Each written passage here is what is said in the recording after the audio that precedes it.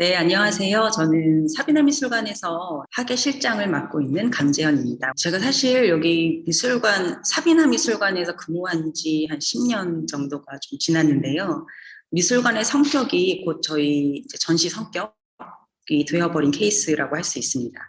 자, 제일 먼저 제가 어떻게 이 길을 걷게 됐는지 궁금하신 분들이 있을 것 같아서요. 앞부분에 잠깐 저의 그 큐레이터가 되었던 과정을 설명을 좀 드리겠습니다. 제가 좀 찾아봤는데, 여기 연도 보이시나요? 1996년 10월 15일에 연합뉴스에 기사가 떴는데요. 원서동에 새로운 화랑이 개관하게 됩니다. 그 원서 갤러리라는 곳이고요. 이 곳이 장소가 지금 아트선재 센터 있는 데서 그 중간 비원에 가까운 쪽에 원서 빌딩 1층이 있었는데요. 이때 96년도에 원서 갤러리가 오픈하면서 제가 그곳에서 일을 하게 됩니다. 근데 그 당시에는 물론 제가 이 공간을 다 맡아서 큐레이팅을 했었던 건 아니고요. 저의 위에 상사분이 이제 평론가 선생님이 계셨고 그분이 주축으로 이제 전시 기획을 하는 계기가 됐고요. 근데 제가 여기 빨간색으로 표시를 한 것처럼 이 갤러리는 그동안에는 미술관 혹은 상업화랑 이렇게 딱 이원화되었던 전시 공간이 상업화랑하고 또 다르게 그리고 미술관하고는 또 성격이 다르게 장래가 촉망되는 작가분들의 기획 전시, 작가 발굴을 위한 이런 전시장으로 운영을 하게 되는데요. 이 원서 갤러리가 96년도에 개관을 했고 우리나라 최초의 그 대한공간이라고 하죠. 루프가 최초의 대한공간이라고 했고 사루비아 다방, 프로젝트 스페이스 사루비아도 대한공간으로 97년에 오픈하게 되는데 바로 그 전 시점에 원서 갤러리가 마치 대한공간의 역할을 했던 그 초기의 그 모델이라고 할 수 있습니다. 제가 이곳에서 본격적으로 이 큐레이터의 꿈을 키웠는데요. 저는 사실 조각을 전공했고 그리고 조각을 전공해서 작가가 되는 것에 대한 그 꿈이 있었어요. 아주 어린 시절부터. 그렇지만 이제 졸업을 앞둘 쯤에는 나보다 그 뛰어난 가능성이 많은 작가들이 많을 것 같았고 제가 이 일을 끝까지 할 수 있을지에 대한 그 의구심도 많이 들었고 미래에 대한 두려움도 있었고 그런 차에 저의 이제 은사님께서 이런 큐레이터라는 직업이 있다라는 이야기를 해주시면서 제가 이 일을 시작하게 되는 계기가 되는데요. 이 원서 갤러리에서 그 평론가로 계시던 저희 상사분이 갑자기 그 갤러리를 이제 떠나는 일이 생기면서 온전히 이 공간을 제가 꾸리는 기회를 갖게 됩니다. 그건 저에게 굉장히 큰 고난이었지만 또 굉장히 큰 기회였기도 했고요. 아무것도 몰랐지만 물어가면서 배워가면서 또 책을 읽어가면서 전시에 대한 어떤 그런 의미와 그리고 작가를 보는 눈이 많이 커졌습니다. 지금 이 기사 보시면 맨 아래 여기 이 당시에 출품했던 작가분들 보이시나요? 김호득, 신상호, 문봉선, 김호석, 김봉준 그리고 민정기, 최진욱, 박진우, 안창홍 선생님. 이 작가분들이 이 당시에는 굉장히 중견 작가로서 굉장히 뛰어난 역량을 계신 아주 중요한 작가분들이셨는데요. 지금 이분들이 이제 지금까지 작업을 이어오고 계시는 분들이 많으시죠. 물론 뭐 고인이 되신 분도 있으시지만, 네. 그래서 이렇게 제가 이 일을 시작하게 되었고요. 여기 개관을 하면서는 그 이전에 평론가 선생님께서 이 작가분들로 기획전을 꾸리셨고, 그 이후로는 저희 원서 갤러리에서 여러분 알고는 지금 유근택 선생님, 그리고 김보중 선생님, 지금 고인이 되신 정재철 선생님, 김승영 선생님, 홍희연숙 선생님, 유우숙 선생님과 같은 작가분들의 전시를 개최를 했었습니다.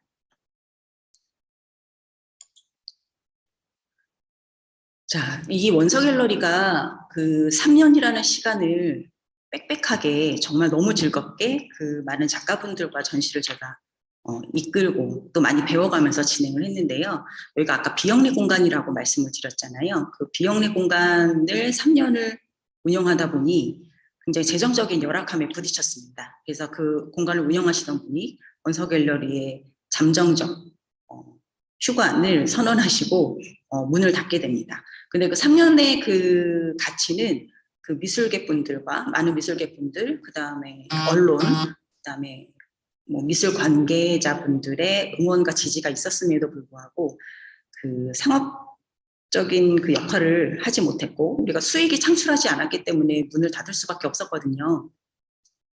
그래서 저는 갑자기 이제 실직을 하게 됐죠. 그래서 3년의 시간 동안 그래서 그러면 그림과 관련된 혹은 전시와 관련된 일을 하면서 수익이 발생하는 것은 무엇인지, 그게 작가한테 어떤 의미이고 공간한테는 또 어떤 의미인지를 굉장히 심각하게 깊이 고민을 했었던 그 시기가 잠깐 오는데요.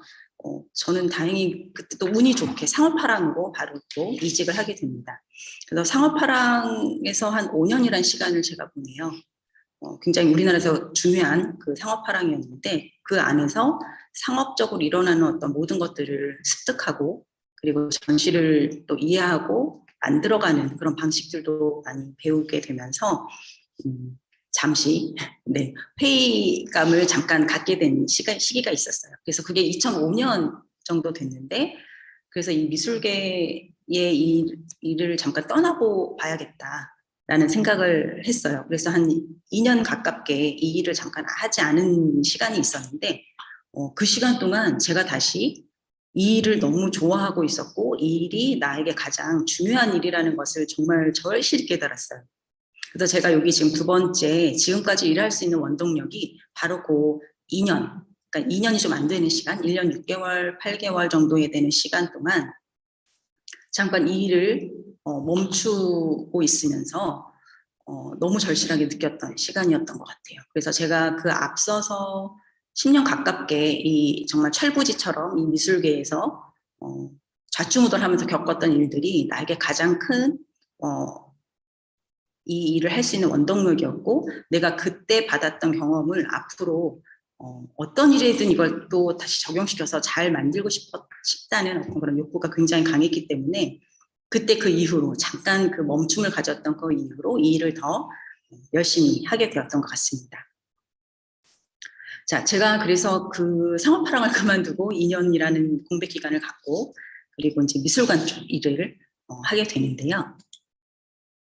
제가 이제 미술관, 그러니까 제가 그 대한공간이라는 공간, 그러니까 수익 활동을 하지 않고 청년 작가들, 좀 좋은 작가들 발굴하는 기관에서 실험적인 전시를 했던 것, 그리고 상업화랑에서 작품을 팔고, 뭐 컬렉터의 집에 설치를 해주고, 뭐 작품을 권하고, 그 작가를 뭐 판매하기 위한 어떤 그런 하나의 준비, 그러니까 어떤 과정으로서의 작품 전시를 하는 그런 과정이었다면 그 일을 사실 저한테 맞지 않았던 것 같아요. 왜냐하면 상업화랑에서는 수익 창출이 굉장히 주된 그런 목표잖아요. 그리고 매우 중요하죠. 근데 그렇다 보니까 젊은 작가들과의 그 기획전을 할 수 있는 기회가 매우 적었고, 제가 기획전을 하더라도 아주 유명한 작가 그림을 한 점 파는 그런, 한 점 팔았을 때 생기는 그런 수익과 젊은 작가들 작품을 한 10점, 15점 팔았을 때 수익이 차이가 거의 없이 오히려 그 고가의 아주 그 작가들의 작품을 팔았을 때 수익이 훨씬 많았을 때 그 느꼈던 어떤 그런 약간 그 젊은 작가를 여기서는 더 이상 할 수 없겠구나라는 그런 참담한 심정 이런 것들이 많이 녹여서 제가 잠깐 그런 생각을 했는데 미술관으로 옮기고 나서 이제 많이 그런 것들을 해소할 수 있는 기회가 됐죠. 근데 제가 이제 미술관에 계속 한 10년 넘게 있으면서 여러분께 앞으로 이제 이 전시 기획의 일을 준비하시는 분들께 미술관에 또 이제 굉장히 다양한 결이 있어요. 그래서 종류를 잠깐 설명을 드리고 싶은데 잘 아시다시피 국공립미술관이 있죠. 국립현대미술관, 국립미술관 뭐 있고 그다음에 사립미술관이 있습니다. 그리고 대학미술관이 있고요. 근데 제가 있는 곳은 사립미술관이에요. 사립미술관도 크게 나누어지죠. 법인이 운영하는 그러니까 문화재단에서 운영하는 미술관과 순수 개인이 설립한 미술관으로 나누어집니다. 자, 법인이 그러니까 재단 법인으로 운영하는 미술관은 큰 기업에서 많이 운영을 하고 있는데요. 뭐 리움이라든지 금호미술관, 뭐 스페이스 C, 그 코리아나 화장품에서 운영하는 스페이스 C가 있을 거고요. 포스코 미술관, 뭐 이러한 미술관들이 대기업에서 운영하는 그 재단 설립을 해서 그 재단 금으로 운영하는 미술관이고요. 저희 같은 경우는 또 순수 개인이 운영하는 미술관이죠. 저희 사비나 미술관과 아마 토탈 미술관, 사립 미술관 거의 1호 미술관이 토탈 미술관이죠. 그렇게 개인이 운영하는 미술관으로 나누어져 있습니다. 뭐 대학 미술관은 물론 대학교 안에 소속되어 있는 미술관이죠. 이렇게 그 국공립미술관과 사립미술관의 큰 차이, 혹은 재단미술관과 정말 그 순수 사립미술관의 차이점이 가장 재정적인 게 가장 큰 것 같아요. 저희 사립미술관에 제가 한 10년 일을 하면서 항상 늘 재정적으로 어려움을 느꼈었고, 근데 그것이 많이 힘든 부분이지만 그것을 조금 탈피하기 위한 많은 노력들을 저희는 진행을 했었습니다. 이 일을 제가 계속 하면서 좋은 점과 나쁜 점이 당연히 있죠. 근데 저는 아직은 장점이 많았던 것 같아요. 그리고 그렇게 느끼는 거는 사실 제가 운이 좋게 지금은 너무 일하기 힘든 시대잖아요. 일을 찾기도 힘들고, 그리고 일을 하고 싶은 사람은 너무 많고. 근데 제가 시작했을 때는 그런 상황은 아니었기 때문에 너무 그건 시대적인 운이었다고 생각을 하고 자연스럽게 이렇게 이직이 되었는데, 지금까지 일을 하면서 좋아하는 것이 이제 일이 되었다는 것이 되게 중요한 포인트인 것 같아요. 그리고 가장 제가 이거 하면서 좋은 점은 작가의 작업을 가장 먼저 만난다. 자, 전시장, 여러분들은 우린 관람객의 입장에서는 전시장에 가면 그 작가의 작품을 만나는데, 저는 과정부터, 그리고 미술관에 오기 전에 작가의 작업을 만난다. 그리고 그 작업을 혹은 전시를 진행할 때 작가와 그 전시에 대해 논의를 하면서 그것이 뭔가 발전되거나 확장되거나 영향을 미치는 그런 과정에 같이 참여할 수 있다. 뭐 이런 입장들. 그리고 이 일을 하면서 저 혼자 하는 게 아니고요. 많은 사람들과 같이 하거든요. 그래서 마치 집단 지성이 만들어가는 어떤 그런 것들이 너무 재미있는 일들이 많이 있어요. 근데 그런 과정이 물론 힘든 일도 많고, 없는 것을 만들어야 되는 경우도 있고, 또 모르는 분들을 낯가림이 심하지만 찾아 나서야 되는 경우도 있지만, 그런 일들을 통해서 어떤 하나의 성과가 도출됐을 때 네, 그런 보람을 느끼는 것이 이 일을 계속 할 수 있는 이런 일인 것 같아요. 하나의 단점이라고 보면 사실은 일과 어떤 삶이 정확히 구분이 되지 않는다. 그래서 뭐 개인적인 어떤 다른 제가 미술 이외의 다른 취미나 다른 관심사는 잘 없었던 것 같아요. 그래서 이 일을 지금 하고 있는지는 모르겠지만, 그래서 지금은 간혹 때때로 나는 뭘 좋아하는 사람이지라는 생각을 다시 하는 시간이 좀 있기도 해요. 그래서 다른 취미가 있어야 되지 않을까? 다른 좋아하는 게 있어야 되지 않을까? 뭐 이런 고민을 좀 하는데, 그게 조금 단점이라면 단점이고, 또 하나는 우리가 이게 일반 직장인 뭐 연봉을 이렇게 쫙쫙 매년 연봉을 올리면서 뭔가 이렇게 할 수 있는 그런 경제적인 것들이 일반 직장인하고는 조금 다르다. 뭐 약간 이런 생각을 하고 있습니다. 자, 저는 이제 단점이 그렇게 생각보다 많지는 않았어가지고 이따 궁금한 거 있으시면 그때 물어봐 주세요.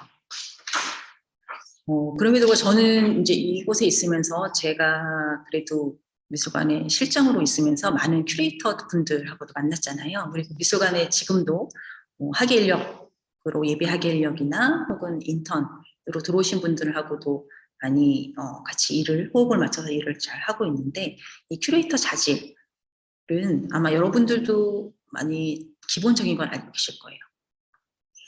이게 영상이나 자료들이 엄청 많더라고요. 큐레이터의 현장에 계신 분들도 본인들이 이제 계속 큐레이터에 대해서 이야기를 하시는 분들도 많은데, 기본적인 건 가장 큰 관심과 열정이지 않을까. 네. 열정만으로는 안 되고 그만한 뭔가 이렇게 보람과 얻는 게 있어야겠죠. 근데 열정은 근데 기본적인 것 같고요. 그리고 이 시대에 대한 작가와 작품에 대한 이해를 하려고 노력해야 될 것 같아요.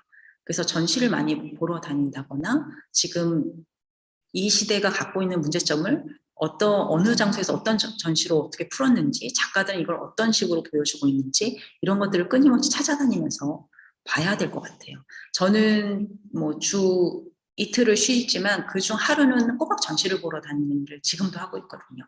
지난주에도 뭐 평창동과 사간동과 뭐 이런 데 일대를 한 6개 정도 전시를 주르륵 보면서 이 작가가 이전에는 어떻게 전시로 풀었는데 지금 이렇게 바뀌었네, 혹은 뭐 이 공간의 성격이 이번에 이렇게 이제 풀었더니 공간이 훨씬 뭐 좋아졌네, 혹은 이런 다양한 식의 해석을 가지면서 전시를 보고 있습니다. 그리고 미술 작품을 많이 보다 보면 해석하는 능력들이 좀 생기긴 해요. 그 안목과 비평 능력, 뭐 글쓰기 능력 이런 것들을 이제 말씀하시는데, 이거는 많은 훈련과 뭐 읽기와 뭐 공부가 필요한 부분이고요. 글쓰기 같은 경우도 전시 기획안 쓰는 방법, 그 다음에 기금 신청할 때 쓰는 그 기획안의 방법, 보도 자료를 쓸 때의 방법, 뭐 이런 것들마다 그 쓰는 톤이 다 틀려요. 그것도 이제 여러분 직접 부딪히면서 이제 경험을 해야지 습득할 수 있는 그런 능력입니다. 그리고 미술사적인 어떤 그런 지식도 있어야 될 거죠. 그리고 국제무대에서 활동을 위한 언어구사. 이 부분은 저는 지금까지도 막 되게 어려워하고 있는 부분인데, 요즘 영어나 제2외국어 너무 잘 하시잖아요. 네, 그런 부분들 매우 중요하고, 그리고 아까 제가 집단지성의 하나의 결과물이기도 하다라고 말씀드렸는데, 예술의 매개자로서의 어떤 커뮤니케이션의 능력, 그리고 윤리의식 매우 중요합니다. 이것은 위의 것들은 어느 정도 노력을 하면 가능하실 수 있을 거라고 저는 생각을 하는데, 커뮤니케이션이나 뭐 이런 것들은 간혹 성격이 너무 소극적이시거나 사람들하고의 뭔가 소통의 불편함을 느끼시는 분은 좀 쉽지 않을 수도 있는데요. 근데 사실 저도 그랬거든요. 그거 너무 어려워하고 불편하고 했는데, 많은 사람들을 만나고 그분들의 장점을 보려고 하고 서로 또 도움을 주고받는 그런 관계가 되면 이건 극복이 가능하더라고요. 그래서 이런 커뮤니케이션 능력과 윤리의식은 작가와의 관계에서도 그렇고, 우리는 지금 아까 예산을 확보하고 예산을 운영하고 관리하고 뭐 이런 일들을 다 해야 되거든요. 그럴 때 이제 나올 수 있는 어떤 부분들, 그리고 작품, 물론 네, 작품과 작가와 뭐 소장품과 뭐 이런 또 사람과의 관계라든지 뭐 이런 부분에서 간혹 발생할 수 있는 부분들이 좀 있을 것 같아서 매우 네, 중요합니다. 그리고 저는 동시다발적인 업무 처리 능력도 제가 좀 넣었는데요. 이거는 보통 한 가지 일을 하면 여러 다른 일을 잘 집중 못 하시는 분들이 있으시죠. 많이 있으실 텐데, 저도 요즘에는 좀 집중력이 떨어져서 좀 그런 편이긴 한데, 한 번에 여러 가지 일을 할 수밖에 없는 상황이 생겨요. 전시 기획을 하더라도 뭐 설치와 작품의 뭐 작가와의 소통과 뭐 이거 특히 뭐 국제적인 경우, 국제전인 경우는 훨씬 더 이런 일들이 많이 일어나는 거죠. 그리고 상황이 각각 다른 사건들이 또 발생하는 경우도 있기 때문에 이걸 또 해결할 수 있는 능력, 업무 처리 능력 이런 것들이 있으면 매우 유리할 것 같습니다. 그리고 무엇보다 튼튼한 체력과 네, 인내심을 네, 작성했습니다. 결국 튼튼한 체력과 인내심이 이런 업무 처리할 수 있는 어떤 지구력이라든지 뭐 순발력이라든지 이런 것과도 네, 연관이 될 것 같아요. 네, 우리가 이제 미술관의 예비 큐레이터가 되기 위해서 이제 어떤 것들이 필요할까? 아까 위에 뭐 외국어는 말씀드렸고, 경험이 좀 매우 중요하다고 생각을 해요. 경험이라고 하는 건 꼭 미술관 경험을 말씀드리는 거는 아니고요. 다양한 경험.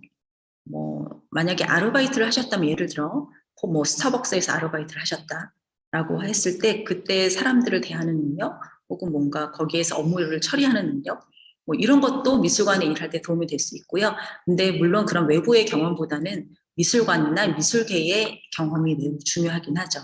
이런 경험을 또 어떻게 쌓느냐. 난 지금 인턴 어디 취직하기도 어렵고 나를 뽑아줄지 아닐지도 잘 모르는데 경험을 어떻게 쌓죠? 라고 물어보실 수도 있긴 한데요. 경험은 사실 저희 같은 경우는 이제 서포터즈를 운영하는 미술관들이 좀 있어요. 우리 사비나도 간혹 이제 운영을 하다가 코로나 때문에 잠시 중단을 했는데, 그런 서포터즈를 통해 뭐 자기가 가능한 시간에만 그 기관에서 경험을 해보는 것도 매우 중요하죠. 그 경험이 무엇이냐면, 물론 그 서포터즈 분들에게 그 중요한 일을 맡기지는 못하지만 그 미술관이 어떻게 돌아가고 있고 여기 있는 관람객들은 어떤 성향인 거고 뭐 이런 것들을 파악할 수 있죠. 그리고 거기서 일하시는 분들을 만나면서 이분들이 어떤 일 때문에 바쁘고 어떤 일을 하고 있는지 이렇게 옆에서 볼 수 있죠. 그리고 뿐만 아니고 어떤 기관에서 일을 하게 된다면, 뭐 급여를 적게 받더라도 뭐 일을 하게 된다면 자기가 본인이 뭐 직접 내가 중요한 일을 하진 않더라도 그 안에서 일어나는 어떤 행정적인 부분들, 그리고 전부 그 미술관이 아침 9시, 10시부터 6시까지의 전시가 진행하는 동안 학예실에서 일어나는 일들, 뭐 전시장에서 일어나는 일들, 2층 데스크에서 일어나는 일들을 이렇게 견눈질로 본다든지 아니면 보조를 하면서 겪어낸 분들과 아예 아무 경험이 없었던 분들하고는 조금 차이가 있을 수밖에 없기 때문에 최대한 많은 경험을 네, 하고 오시면 네, 좋다고 생각이 듭니다. 그리고 저희도 자체적으로도 만약에 인턴분을 뽑을 때 이런 어느 기관에서 경험이 있었는지도 네, 많이 보는 편이거든요. 그리고 지금 학예사 자격증도 하나 넣었는데요. 미술관에서는 학예사 자격증이 있으면 네, 들어오기가 조금 가산점이 좀 붙는 것 같아요. 뭐 준학예사 자격증이라든지 뭐 3급 자격증 있으면 더 좋고요. 그 밖에 아까 제가 이제 미술관에서 일하는 때는 많은 일들이 일어나잖아요. 기본적인 컴퓨터 프로그램 사용 능력이 있으면 자신의 그 갖고 있는 능력을 10분 발휘할 수 있고 일도 훨씬 다양하게 네, 해볼 수 있습니다. 자, 이런 인력 공고 지금 연말이 다 되어 가잖아요. 이제 뭐 연초부터는 인력 공고가 많이 뜰 거예요. 인력 모집 공고를 아마 우리가 볼 수 있는 곳이 예술경영지원센터에 모집 공고가 한눈에 쫙 올라오더라고요. 그리고 한국사립미술관협회에서는 우리 연수단원이라든지 예비학예 인력이라든지 학예 인력의 인력 공고들이 네, 간혹 올라오고 있으니까 이번 시기를 맞춰서 네, 잘 들어가 보시면 될 것 같아요. 그리고 아트허브 네오룩 등의 웹진에서도 여러분들 훨씬 정보는 아마 제가 말씀드린 것보다 훨씬 더 잘 찾으실 거라고 생각을 합니다. 그리고 기본적으로 제가 이거는 올해 거를 제가 어디서 이렇게 딱 발췌를 해갖고 왔어요. 이게 학예 인력과 예비 학예 인력, 연수단원 이렇게 좀 국가에서 인력비를 지원해주는 이런 조건들이 있어요. 조건과 급여 기준이 있는데 여기를 보시면 22년도에는 자. 준학예사, 정3급, 정2급 뭐 이렇게 급여가 차등으로 나눠져 있죠. 그리고 관에선 자부담이 있고 예비학예 인력도 네, 급여가 정해져 있죠. 요렇게 요 정도의 아마 예비학예 인력 연수단은 거의 저희 이게 최저임금에 맞춰서 네, 들어가는 거고요. 여기 플러스 알파 기관에서 자부담으로 더 주시는 경우도 있고 기관마다 좀 다르니 네, 참고해 보시면 될 것 같습니다.